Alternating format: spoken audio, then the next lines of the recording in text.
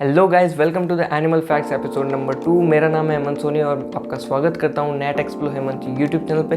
सो thumbnail देख के तो आपको आइडिया लग ही गया होगा कि ये वीडियो किस एनिमल के फैक्ट्स के बारे में होने वाली है। तो जी हाँ, आपने एकदम सही गेस किया है। आज की इस वीडियो में मैं आपको वेल्स के बारे में टॉप 10 फैक्ट्स बताने वाला हूँ। सो इस वीडियो को बिल्कुल भी स्किप मत करना, क्योंकि हर फैक्ट एक अमेजिंग फीलिंग देगा आपको।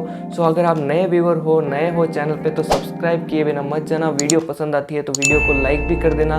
और लास्ट वीडियो में हमने एम किया था 10 लाइक्स का, जो कि अनफॉर्चुनेटली कंप्लीट नहीं हो पाया। सो इस वीडियो के अंदर हम एम करते हैं 5 लाइक्स का, शायद इस वीडियो के अंदर कंप्लीट हो जाए। तो एक शॉर्ट इंट्रो के बाद शुरू करते हैं।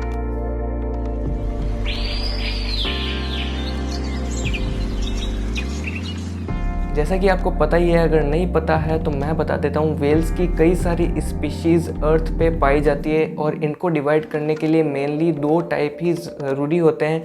फर्स्ट है टूथड वेल्स और सेकंड होती है बैलन वेल्स। अब अगर टूथड वेल की बात करें तो आपकी स्क्रीन पे एक इमेज आ रही होगी, वो है टूथड वेल की इमेज। और जिस इमेज में आप साफ देख सकते हैं कि उनके माउथ के अंदर बड़े बड़े टूथ्स हैं, जबकि बैलन वेल्स की इमेज अब आपकी स्क्रीन पे आ रही होगी। और इस इमेज में आप साफ देख सकते हैं वाइट कलर के ब्रश टाइप के टिप्स होते हैं, जो कि क्रिल्स और छोटी मछलियों को ईट करने में बहुत ज़्यादा काम आते हैं। अब अगर आपको ये नहीं पता है कि क्रिल्स क्या होते हैं, तो क्रिल्स की इमेज भी आपके स्क्रीन पे अब आ रही होगी। ये करीब 2 इंच की फिशेस होती हैं, जिनकी लार्ज क्वांटिटी वेल्स एक बार में ही कंज्यूम कर लेती है। तो ये थे इनके 2 मेन टाइप्स। और अब हम बात करेंगे सेकंड फैक्ट के बारे में। सो गाइस, जैसा कि मैंने आपको बताया कि वेल्स की कई सारी स्पीशीज़ अर्थ पे एग्जिस्ट करती है। उन्हीं में से एक वेल का नाम है हम्पबैक वेल, जो कि अपने साल के लगभग टाइम बिना खाए ही निकाल देती है। जी हाँ, आपने सही सुना है, क्योंकि वो उस वक्त अपने ब्रीडिंग ग्राउंड्स यानी साउदर्न हेमिस्फेयर में होती है और वहाँ पे क्रिल्स की क्वांटिटी बहुत ज़्यादा कम होती है। तो बचे हुए 3.5 महीने वो माइग्रेट करती है साउदर्न हेमिस्फेयर से एंटार्क्टिका की तरफ, और वहाँ पे 3.5 महीने तक क्रिल्स को कंज्यूम करती है और वापस लौटती है माइग्रेट करते हुए अपने ब्रीडिंग ग्राउंड में। और वहाँ पे करीब 7.5 महीने तक ब्रीडिंग करती है बिना खाना खाए।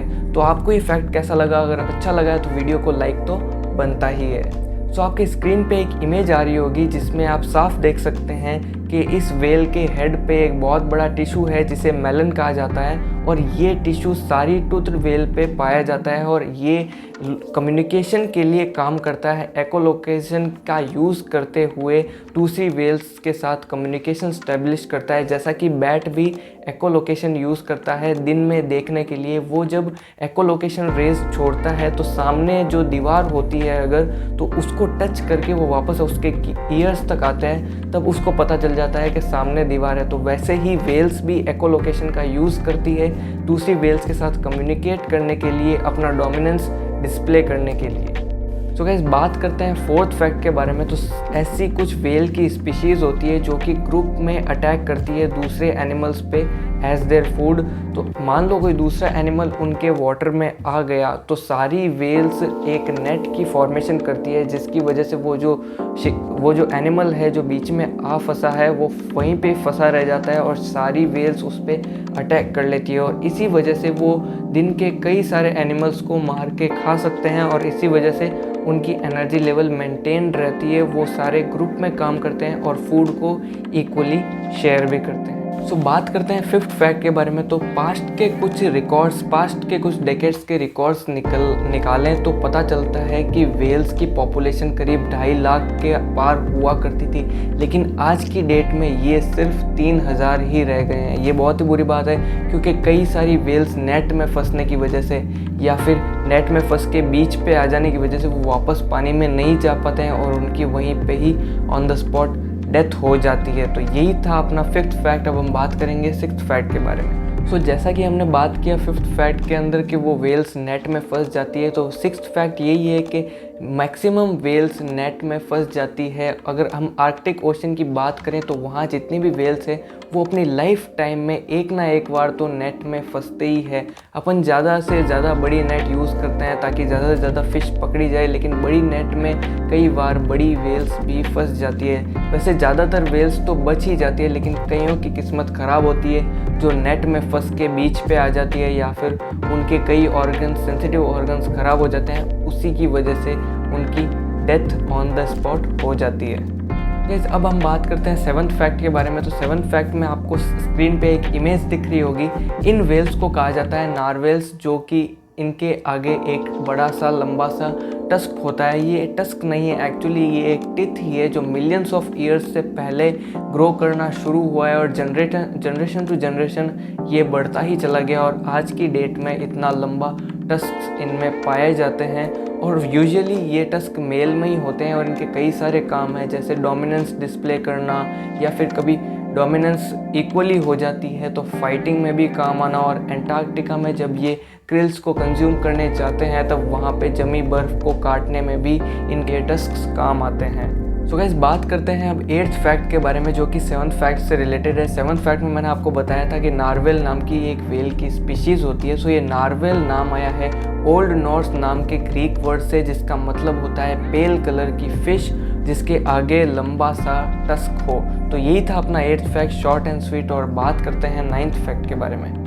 सो अब आप जानने के लिए एक्साइटेड हो रहे होंगे कि इतनी सारी वेल्स की स्पीशीज़ होती हैं, लेकिन इनमें से सबसे बड़ी वेल की स्पीशीज़ कौन सी है, या फिर कहें तो वर्ल्ड का लार्जेस्ट एनिमल कौन सा है। सो मैं आपको बताना चाहूँगा एंटार्क्टिक ब्लू वेल। ध्यान से सुनना, एंटार्क्टिक ब्लू वेल वर्ल्ड का लार्जेस्ट एनिमल है, ना कि सिर्फ ब्लू वेल। ब्लू वेल में भी कई सारे स्पीशीज़ होती हैं। सो एंटार्क्टिक ब्लू वेल ही वर्ल्ड का लार्जेस्ट एनिमल है, जिसकी लंबाई करीब 80 फीट से 100 फीट तक होती है और जिसका वज़न करीब 200 टन तक होता है। मीन्स केजीज़ में कन्वर्ट करें तो करीब 2 लाख किलो। और ये एंटार्क्टिक में ही रहती है और करीब 3600 केजी के क्रिल्स 3600 केजी क्रिल्स एक ही दिन में कंज्यूम कर लेती है। सो अब आपको आइडिया लग गया होगा कि एंटार्क्टिक ब्लू वेल को ही वर्ल्ड का सबसे लार्जेस्ट एनिमल क्यों कहा जाता है।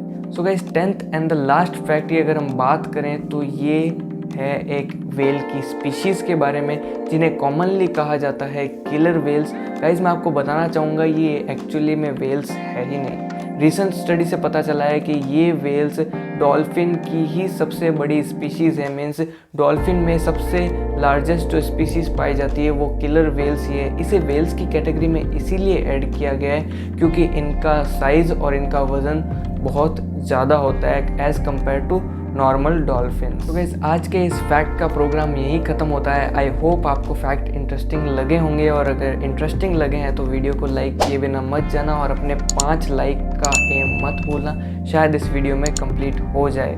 सो मिलते हैं आपको नेक्स्ट वीडियो में। तब तक के लिए अपने आसपास के एनिमल्स, आसपास के प्लांट्स से प्यार करते रहिए। Bye bye.